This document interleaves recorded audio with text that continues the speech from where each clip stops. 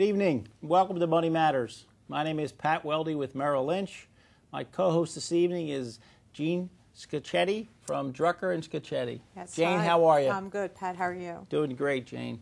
Jane, I wanted to really first talk to you about, I was on your website, and I love the name Tax Warriors. Yep, there you go. And that's, for a CPA firm, I think that's a terrific. Your clients must really like the tax warriors. You're there to help them. Well, we think that, our website calls it tax as a business strategy, but from when we created the firm 24 years ago, we always saw taxation as being central to almost every major decision that anyone makes. So we believe that if you can use tax as a strategy, then you can increase and sustain wealth. So that's the core of what we do. We don't do traditional accounting services. We do tax, and then from tax, we do financial planning. We work with a lot of corporations, compensation plans, choice of entity. I mean, all the things, but really at its core is taxation. It's taxation.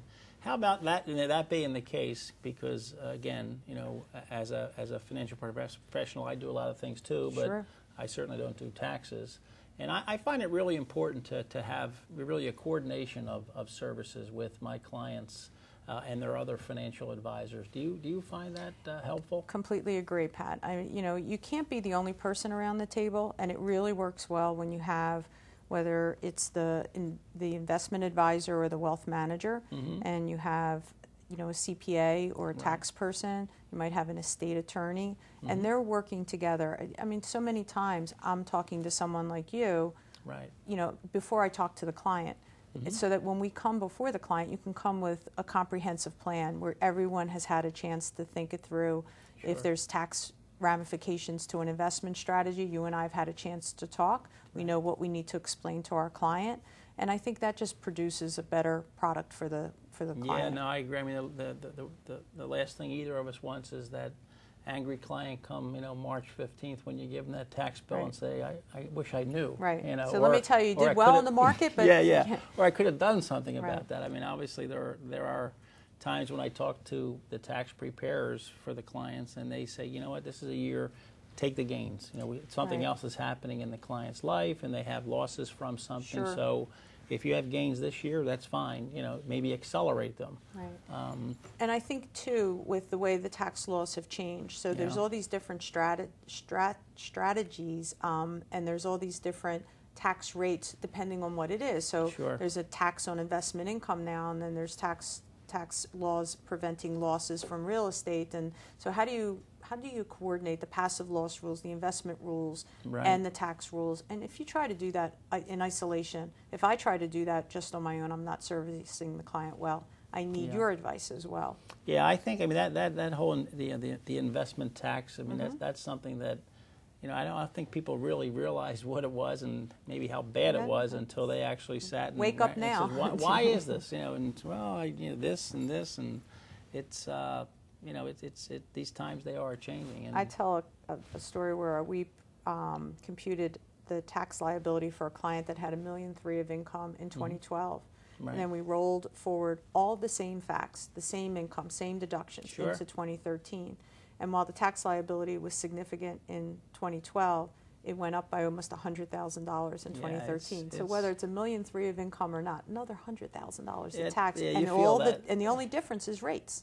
Yeah. And what got taxed this year versus what got taxed in 2012.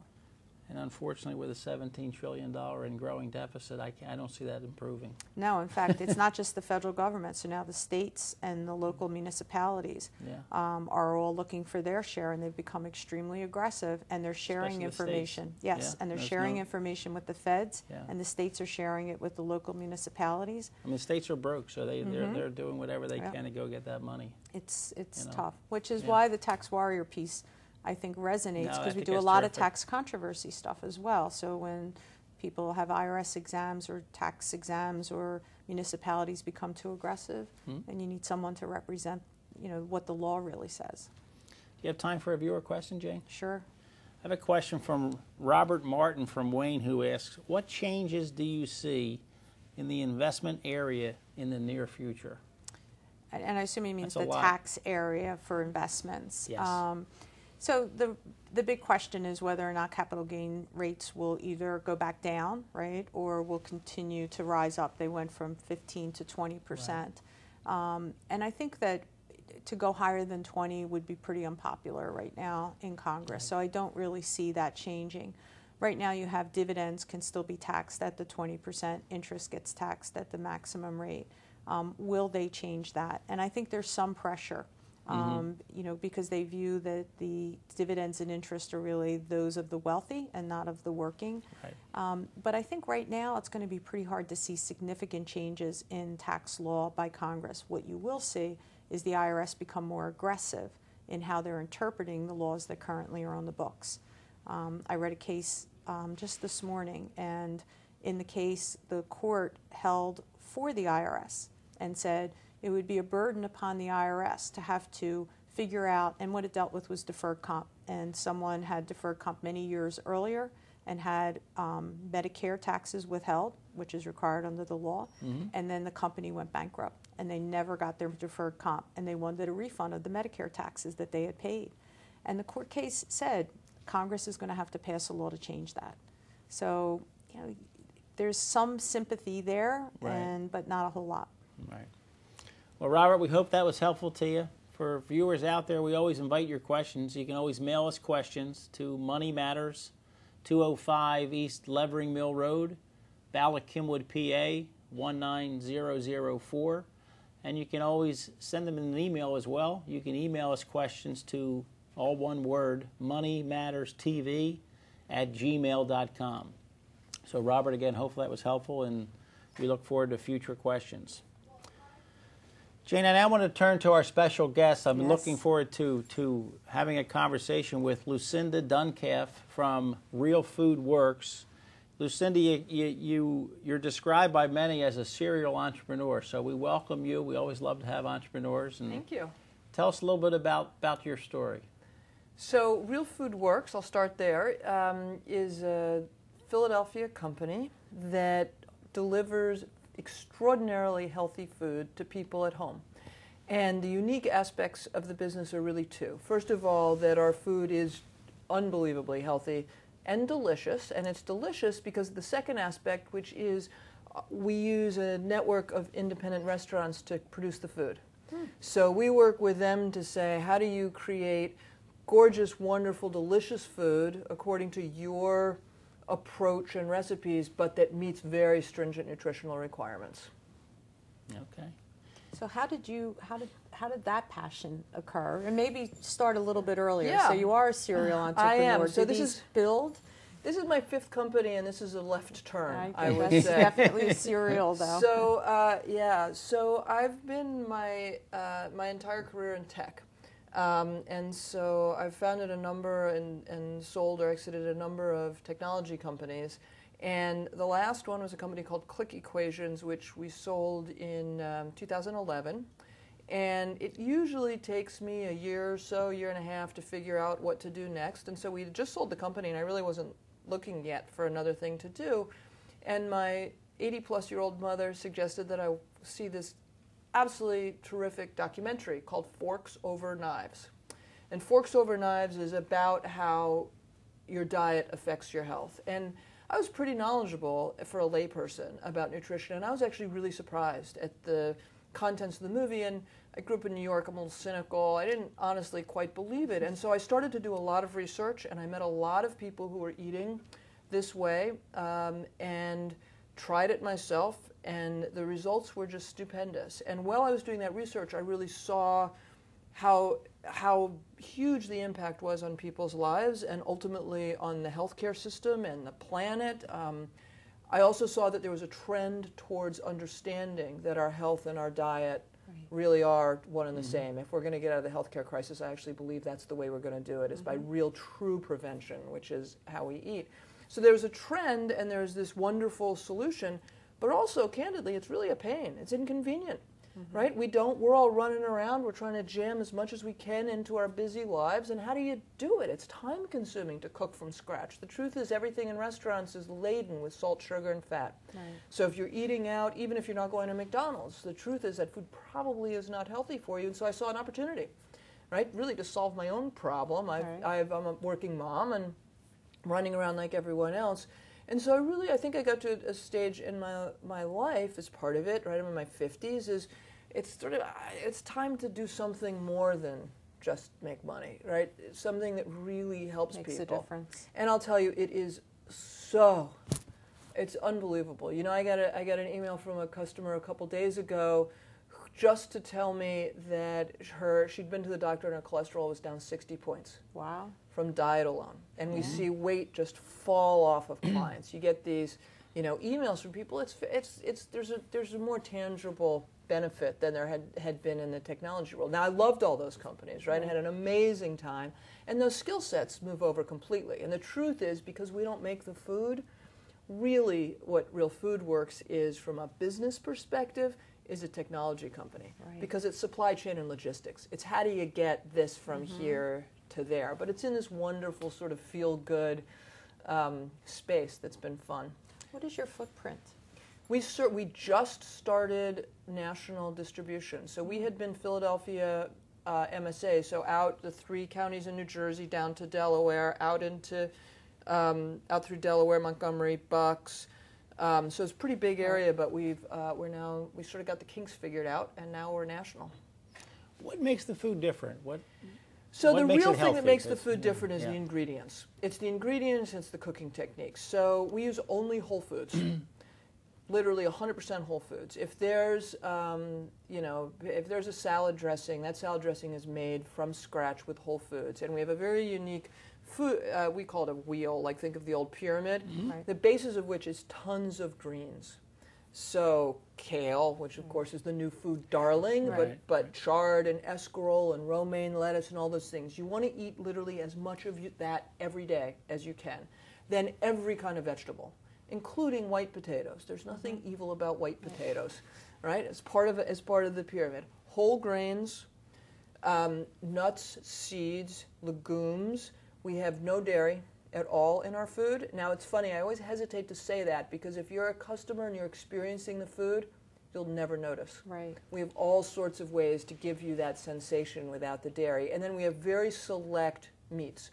All of our meats are organic, free-range, grass-fed, pastured. If it's fish, it's wild-caught. So it's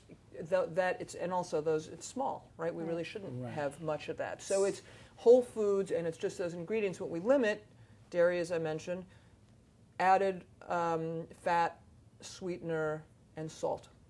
And can you control for gluten-free diets as well? We have gluten-free items. We actually had a gluten-free program for a while, and what we discovered was that people, all who were on the gluten-free program, wanted more of a mix. So we have specific items that are gluten-free now, but not necessarily a whole gluten-free program. How does your program work? If I went, where would I go? To your website? You go to the website, www.realfoodworks.com, all mushed together. And you sign up. It's a subscription, but it's every week. So you can sign up for 1 week if you want. And you say how many meals you want. So you sign up for 5 or 10 meals. Or we have a weight loss program, and our weight loss program is tremendously effective. And that gives you 5 days of breakfast, lunch, dinner, 2 snacks, and a dessert, plus a health coach. A holistic health coach to really help you understand and learn how to eat better. And then on a weekly basis, we have 40-plus menu items. You pick which ones you want online. We have a cool little, way to do that. You can cancel anytime. You can skip a day, skip a week, whatever you want. How does the food get to you? It comes through a company that we've partnered with called Periship, which specializes in home delivery of perishable food. So it comes in a box. It's with a liner that's compostable. It's not compostable. It's biodegradable. It's packed with gel packs, so it stays very cold. It's good. We have customers in Nevada who report that it stays cold for 24 hours even after it makes it there. So it's. How many days do you get in a delivery? Is it depends on which plant? It depends on which plant. No, it's not. It's anywhere from. It's either you can pick Tuesday, Saturday. Okay. And when the package comes, all that food goes into the refrigerator, or is any of it get frozen? Nope, or no? It's all fresh. It's all freshly made, so which is another key difference I should have mentioned earlier. So you just take them out, you put them in the fridge, and then you enjoy them. We encourage people to heat them up in the oven, and the reality is we know that almost all of them heat them up in the microwave. They typical takes a couple of minutes in the microwave, and we really encourage everyone. We actually have a very holistic philosophy about food, and I think that's another thing. Another reason I started the company was in that journey I realized that there's so many Americans, and women in particular, who have really difficult combative relationships with food. I don't think I met a single woman who doesn't worry about her weight. Yeah. She could be like this, and she's worried about her weight. And I think that food is gorgeous and wonderful, and it just brings us together socially. And so I wanted to share the art and the beauty in food. You know, I sort of, when I eat healthy, I don't want to eat brown rice and steamed broccoli. I want to eat fabulous food. And so that's a big part of the philosophy that we're trying to bring to people. So back me up for a second, right? So you was technology, and I can see we're logistics and technology now. What was your first job? What did you like to do? Is there a path here that predicted where you'd be right now? Well, things were so different when I was young. You know, now the kids come out of college and they have all the interviews set up and they get on this path and off they go. My parents are artists. My dad's a painter, my mom is a musician. And so I grew up, and I played basketball. That was the truth. That's what I did, through college. And I came to Philadelphia first to go to Penn to play basketball, and oh, by the way, go to school. Yes. And when I graduated, I candidly had no idea what I wanted to do. And so I had a number. I worked at Encore Books, for those of you who were around back then. And I was a door-to-door canvasser, which is probably one of the best trainings I ever had. Okay. You want to do a tough job, go get dropped off in a territory and knock on doors. Good luck. Yeah. And then I answered an ad in the Philadelphia Inquirer, in the old days, pre-internet classified ad, for a secretary to a VP of sales. And I got the job, and it turned out that it was for a local Philadelphia office. There were only two of us, he and me, in the office, working for a San Francisco-based startup company. And that was before all that lingo existed. Right. But that's what it was. I was employee number 12. Company, it was just a little company. It was a technology company. Right. And I ended up growing. I think I was the secretary for about 3 months. Right. And then, you know, startup companies, I'm always saying to young people and to their parents, it is such a wonderful place to start a career, because no one looks at you and says that's your job. Right. Yeah. Right. They look at you and go, "We need that. Can you do that?" And so you have this tremendous opportunity to learn. So I moved to New York, and I ran the East Coast region for them, and then I moved to San Francisco, and I was a product manager, and then I decided to go back to business school. And even that, I would say, in candor, wasn't a particularly directed decision. I wanted to get back to Philadelphia. I didn't really know what I wanted to do. There was this business school that was good, so I went there. And it was really there that I figured out what I wanted to do. I figured out that those skills that we learn as athletes, the leadership skills and the teamwork, is so valuable in business. And then if you can apply that with a sense of discipline, and I've always just sort of had good common sense, which I think is actually what most of business is about. In general management is good common sense. And so that was really when I realized that, first of all, I loved these little companies and these technology. You know, I went to see Procter & Gamble and all those things. And I remember vividly sitting in a recruiting session for Procter & Gamble. No, it wasn't Procter & Gamble, it was Kraft. And they very similar. Yeah, well, they to really me they are. were. They are. No, I meant that seriously. They're pretty similar. The woman, you know, they typically bring in these presentations a successful, their recent success from last year. So whoever their shining example was, this lovely woman came to present her amazing achievement in the year, which is she had raised their market share in processed cheese food by 0.1%. And I sat there and just thought, like, oh boy, that's not for me. And that's really what I realized, right? I learned sort of what it was. And at that point I understood that I really wanted to be in the technology world, that I wanted startups, and that ultimately I wanted to be running companies. Right. What lessons have you learned from other companies that have helped you with this new left turn, as you say? With the new one, actually, it's been very interesting. I'll give you a very tangible example. So I was trying to solve this problem, and I was doing lots of ideating in tech. So I thought, I'll build an app, you know, that lets you do this, or I'll build a social network that. And I kept coming back to the fact that the real problem is actually the food there. That's the problem. If you put the right food in front of people, they'll eat it, which is effectively what the service does, right? One of the things I say is that we actually make it easier to eat healthy than to not eat healthy. Right. Because it's right there. You get home late, like, Oh boy, that's so easy, right? So I was trying to. So I then thought I've been always enamored with Nutrisystem's success as a business, and Mike Hagan, the guy who did that second turn there, is a sort of a guy I've really respected and known for a long time. And I thought, well, why couldn't I do Nutrisystem, right, but with healthy food? With health, right? And so I went, and I think this is a good example if anybody who's watching would like to do this entrepreneurial thing. I hunted down 2 guys who had built and successfully sold companies that looked like that. One of them to Nutrisystem and another one to the largest fresh food delivery company in the country, Fresh Diet down in Florida. And both of them said to me, don't do it.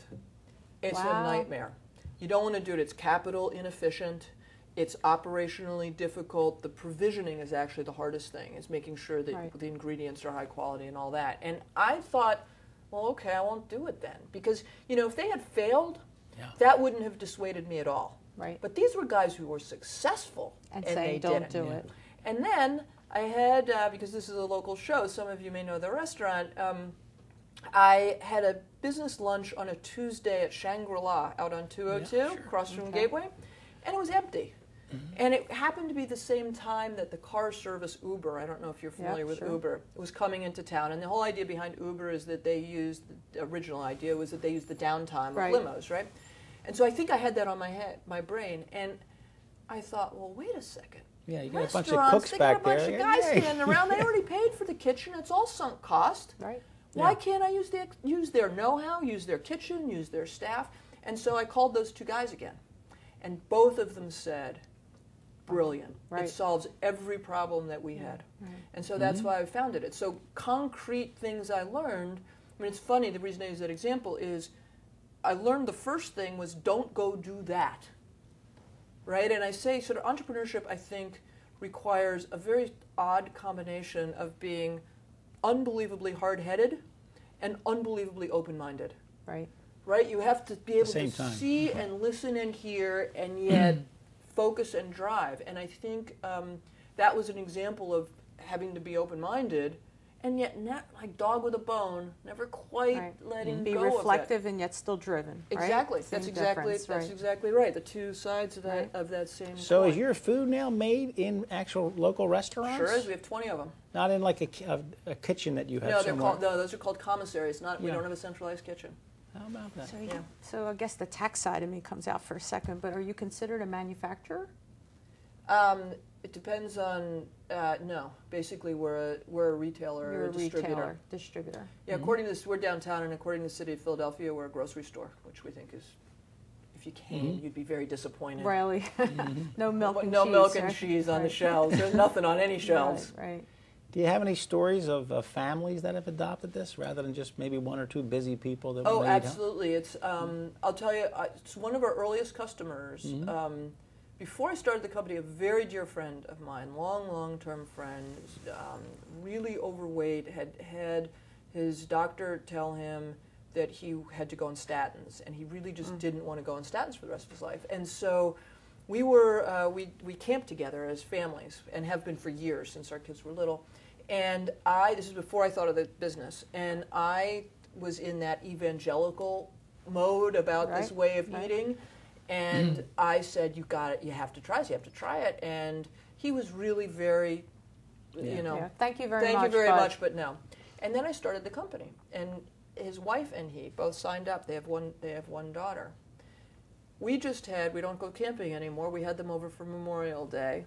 He's down something like 60 pounds. He's off statins, 100 cholesterol points. And what he said to me at our barbecue was, you have fundamentally changed the way our family eats. And he looked at his daughter and said, which is going to change her entire life. Yeah, it changed their life. So absolutely. So this is a lifestyle change. It's a complete. It really is a lifestyle. So let me ask change. you, what did you eat at the barbecue? Because most of the barbecues I go to don't exactly. seem to fit I your had diet. hosted the barbecue, so we were lucky. What did we have? I made, I always hate to say the things because I like to feed you, because if I fed you, you'd go, wow, that's fabulous. Okay, and when I say it, you're going to say, oh, that sounds weird. but I'll say it anyway. Yeah. We had sweet potato, kale, quinoa burgers, which are they were just fabulous with maple syrup. We had all kinds of grilled vegetables and corn. We had a quinoa salad that actually our friends brought with avocado and corn and tomatoes and a wonderful lemon kind of vinaigrette thing. And I made a edamame kale salad with a sesame thing. And for dessert, my daughter, I have a 11-year-old daughter who is a fabulous cook. She really is. She's just amazing. Great. And has grown up this whole way, so it's just how she eats. It's normal for her. Normal for her. And she makes these terrific carrot muffins. Wow. Okay. When's your next barbecue? And fruit salad. And we had a big fruit salad. That sounds great. It was terrific. That sounds so great. It does. It changes really the whole way. And, you know, the ramifications of it are enormous. I was always pretty healthy. I was still an athlete. Right. I could almost not walk upstairs. They've been talking to me about knee replacements since I was 35, and I am now pain-free. I lost 22 pounds without thinking about it. Right. You're clearer. I'm like crazy energetic. I always had a higher energy, but I'm just literally just nonstop going, and my mind is clearer. Right. It's amazing. People talk about like they sleep through the night for the first time. The impacts are amazing. Wow. So where do you see the company going from here? We really hope ultimately to have a product set that goes all the way from, we're working right now on opening a storefront in West Philadelphia that's more reasonably priced, sort of a neighborhood place. We'd like to do a frozen line. We're talking with a partner in North Carolina about that now that would again be a little bit more common food. Like the stuff that is in our food now it's pretty sort of highfalutin, it's special, it's sort of gourmet. All the way up through, I don't know if you're familiar with any of these kits, but we'd like to send home the ingredients plus a little recipe card so you can learn to cook it yourself. And then we'd like to have at the top level just sort of a CSA.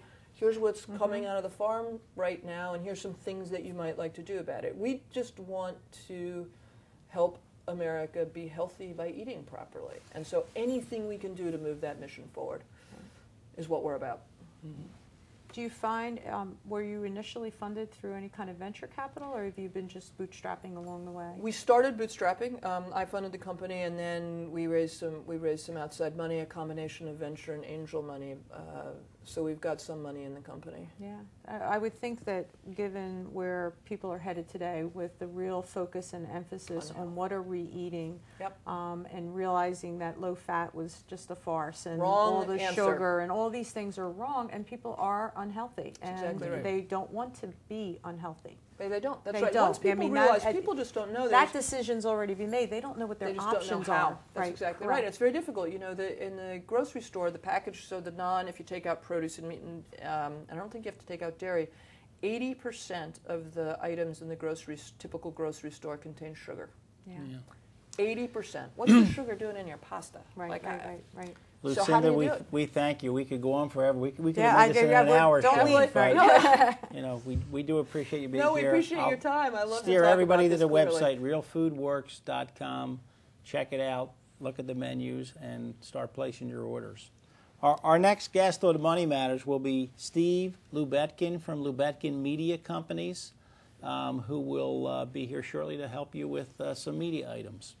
And I want everybody to know that the Money Matters is now available as an audio podcast, so you can get that on iTunes and Stitcher's Radio. If you just type in Money Matters, the podcast, you'll be able to get these for your mobile devices. And the video is always available on YouTube as well. So, Lucinda, again, we thank you. Jane, thank you very much. Great, Pat. Your Money Matters.